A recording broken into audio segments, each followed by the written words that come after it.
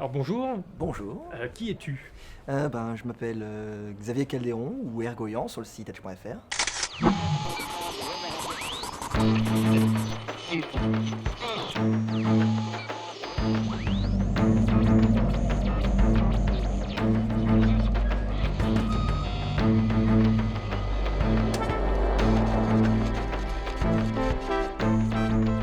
Qu'est-ce que tu fais ici? En fait, je suis là pour donner un coup de main pour la convention. J'ai aidé à préparer un peu la mise en place hier soir. On a galéré jusqu'à 2 heures du matin, mais ça c'est une autre histoire. Et puis aujourd'hui, j'aide à faire la rotation de tous les jeux ah, sur toutes les consoles. D'accord. Et alors, comment tu es entré en fait dans cette équipe? C'est super simple. Il y a Edge qui a demandé est-ce que quelqu'un sait faire des FX sur des vidéos sur Facebook en l'air de messages urgents et tout. Alors j'avais envie, tiens. Ah tiens, je sais faire ça et tout. Alors il m'a téléphoné, il m'a envoyé tous les papiers, enfin tous les fichiers. Et j'ai fait le montage de la première vidéo, d'une vidéo bref, avec une histoire qui avait été faite à la base, que le tournage était déjà réalisé. Bref, il était 4 heures du mat et un connard insistait à mort au téléphone. Ce connard, c'était Meur. Salut poulet. Ouais. Bon, qu'est-ce que tu fous? Je suis remonté sur Paname. Tu passes quand à l'appart pour que je te fume à Street Fighter? Quoi? Il venait tout juste de remonter de Dijon. Il le fait une fois par an, mais là, il l'a fait à 4 heures du mat. Je finis ma nuit, je me lève, je vais chez lui. Même m'ouvre la porte, je suis super content de le voir. Salut. Tu vas bien? Lola, c'est sa meuf, je la déteste. Connasse. Elle, par contre, elle m'adore. Quel connard. Mais bon, je suis pas là pour faire copain-copain, on a un compte à régler, Meur et moi. Alors je me suis éclaté à faire des détourages fond vert, un petit peu de 3D. Sensei, je vous en prie, apprenez-moi les rudiments du Street Fighter.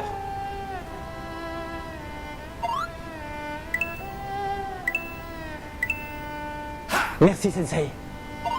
Et, euh, et le montage musical, mais ça c'est moins marrant. Et en fait, c'est par passion, ou c'est à la fois aussi professionnellement, tu travailles dans le domaine. C'est mon métier, c'est que je suis spécialisé dans la 3D. Et les effets spéciaux 3D numériques, les explosions.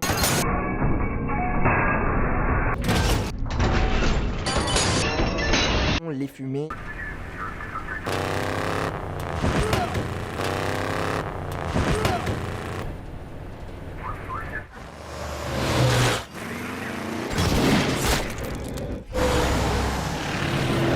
Et les simulations de flammes.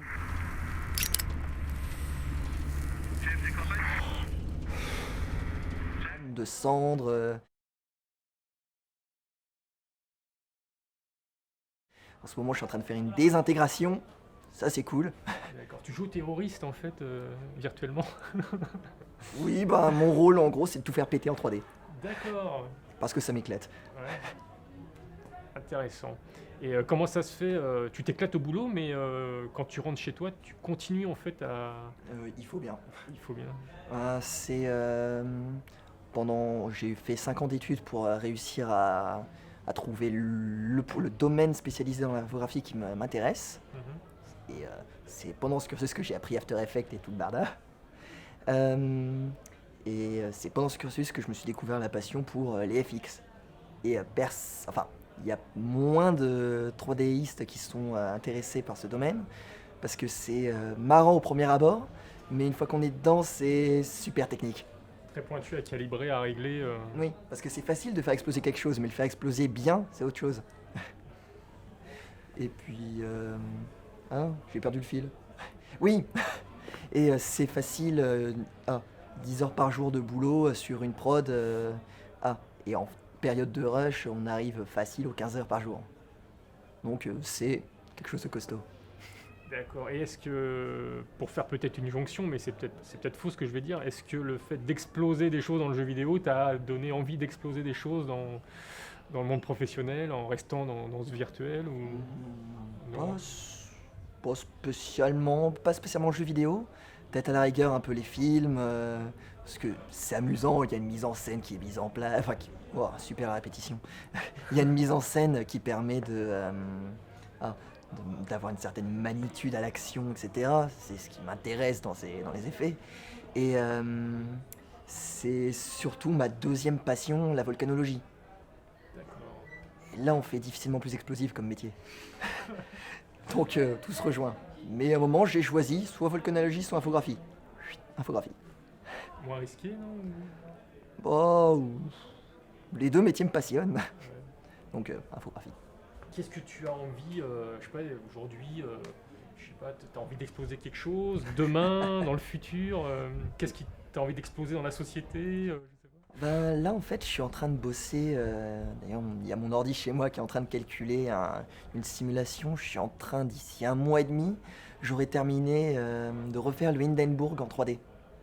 Le Zeppelin qui a explosé en 1930 et 37, je dirais. C'est une vidéo qui est légendaire parce qu'un Zeppelin de 200 mètres a brûlé en 37 secondes. Alors, c'est extrêmement impressionnant, c'est très visuel, bon, c'est dramatique aussi, mais à refaire en 3D, c'est un véritable défi et ce sera magnifique à la fin.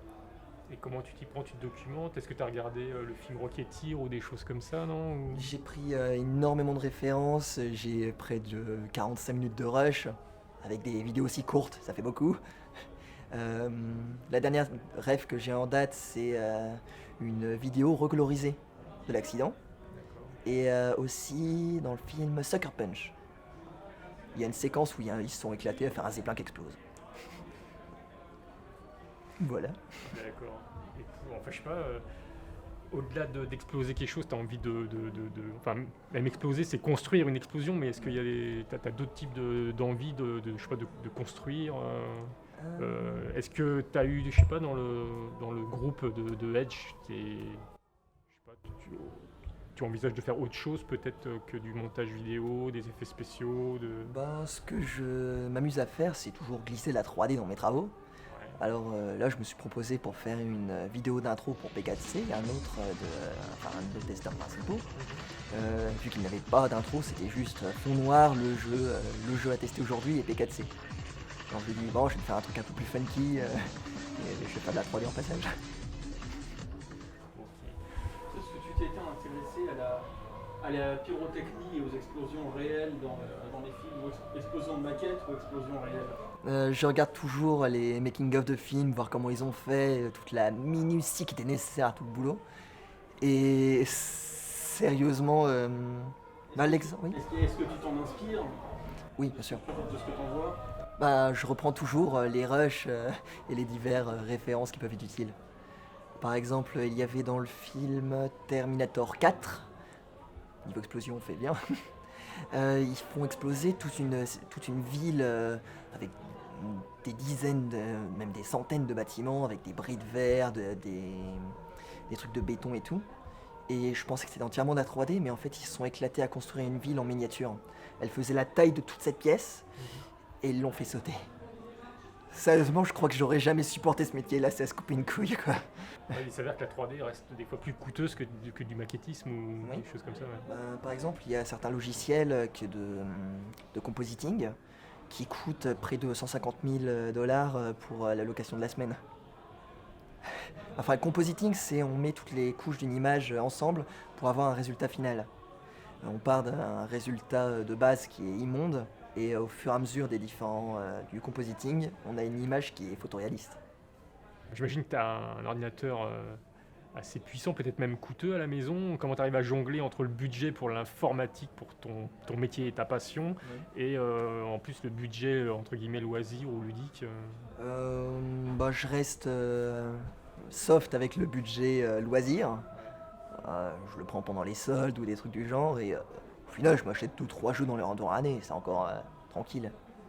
Et puis par contre ma bécane pour bosser, elle est coûteuse, par contre je l'utilise pas pour les jeux. Parce que moi je vais reprendre la comparaison d'un de nos un ingénieur informaticien qu'on avait dans notre école. Un taxi, il va pas manger à l'arrière de sa caisse, tout dégueulassé et tout et l'abîmer plus vite qu'il ne s'était prévu. Alors c'est pareil, ma bécane pour bosser, elle est pour bosser, et j'ai une bécane beaucoup moins puissante pour jouer. D'accord, donc tu es obligé de doubler les appareils. Ouais. C'est Oui. pour éviter une usure prématurée des composants qui en plus sont pas forcément dédiés à du temps réel ou des choses comme ça. Ouais. Bon, Ouah, une grosse bécane pour bosser, elle est bien suffisante pour faire tourner n'importe quoi. Mais faut peut-être pas la faire chauffer pour rien aussi.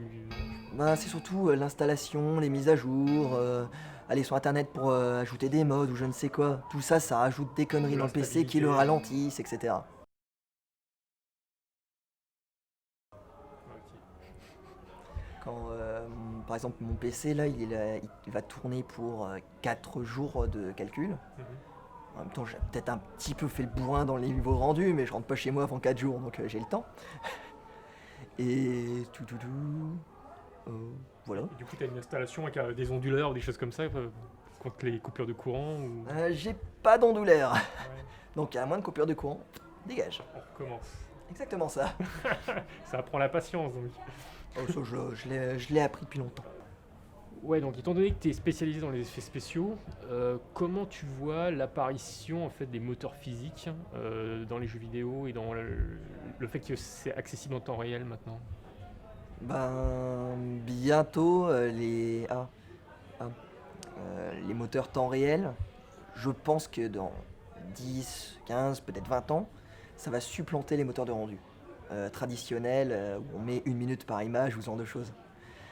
Bientôt, on va faire que du temps réel pour nos calculs pour des effets spéciaux ou quoi que ce soit. Bon, c'est encore... parce qu'il y a de telles gruges qui permettent d'avoir des résultats phénoménaux que il n'y a même pas à hésiter. D'ici peu de temps, ce sera remplacé. Tout ce qui est mental ray, V-ray, etc. On aura des rendus photoréalistes en temps réel. Donc il n'y aura même pas à se poser la question. Et est-ce que tu es sensible dans le jeu vidéo au fait que justement les moteurs physiques permettent d'apporter une notion d'aléatoire? Parce qu'en fait, c'est un peu la puissance de traitement de calcul des cartes graphiques et des ordinateurs qui crée en fait, qui sature notre cerveau. En fait, on ne peut pas anticiper ce qui va se passer quand il y a une destruction, ce que tu pratiques souvent, une chute, une gravité, des collisions, des frottements, des frictions. Est-ce que cette notion en fait de moteur physique dans les jeux vidéo amène une réelle dimension d'aléatoire qui avant n'existait pas? Et finalement, le jeu, enfin peut-être que je vais trop... Dans les moteurs physiques, moi ce que je voyais Type c'était les moteurs Half-Life de... 2, tu vois ce que je veux dire bah, tous les ragdoll, etc. Je connais pas ce terme. Quand on tire sur quelqu'un, le cadavre il tombe et fait brrrr au sol. Par exemple, mais après, bon, c'est plus ou moins bridé, mais là, je crois qu'il commence à prévoir des jeux où tu pourras détruire des buildings, ils vont tomber, et la façon dont ils tombent, je crois qu'elle n'est pas... Scripté. voilà. Ah. Donc, elle pourrait peut-être tomber de façon aléatoire, ce qui peut complètement révolutionner l'approche dans le jeu. Ce sera la fin de mon boulot, ça. Ah Ah, parce que c'est le mal. ouais, mais est-ce que tu es inquiété d'ailleurs? Parce qu'on sait par exemple dans l'informatique, moi je l'ai vu dans le monde du jeu vidéo, dans le développement, il y a des postes qui existent et des fois au bout de 2-3 ans, ils sautent parce que c'est remplacé par un processus comme la Ouais. motion capture avec les animateurs traditionnels, etc. Ça vient empiéter dessus. Tu te sens menacé toi dans le futur en fait quelque part? Oui, il n'y a aucun... Enfin, si, il y a des métiers de l'infographie qui sont fixes, les modeleurs, les animateurs, les renderers même, ça, il y en aura toujours, des setupers, etc. Malgré les scanners 3D et tout ça, tu penses qu'ils sont... Ouais, Oui, oui, oui. Un scan 3D, il y a toujours besoin d'enlever les triangles. c'est vrai. Euh, Oui, par exemple, il y a toute une branche Softimage. C'est un logiciel 3D exceptionnel. Autodesk a décidé de couper les fonds et il n'existe plus. Dommage, c'est mon soft de prédilection. Ah. Alors j'ai dû évoluer cette année. Comment je sais pas, t'appréhendes ça comment de devoir changer complètement de... Bah, faut sauter sur un autre logiciel et l'apprendre au plus vite en bataillant. Ouais. Par exemple, là, je suis en train d'apprendre complètement Houdini de début de A à Z. Et tu Et- penses être productif au bout de combien de temps parce que c'est... Ben, là, ça fait depuis août que je m'y mets sérieusement et je suis prêt. D'accord. Donc, je sais faire exactement les résultats que je veux. Bon, exactement. Et au bout de 3 mois, je suis prêt. J'ai toutes mes notes. Je peux, dès que je cherche quelque chose, je le recherche directement dans mon calepin et c'est ça que je veux faire. Tac, tac, tac. Pour revenir peut-être au jeu, t'es quel type de joueur Moi, j'adore la PlayStation 2. Ouais. C'est mon dada. J'ai quasiment tous mes jeux qui sont dessus.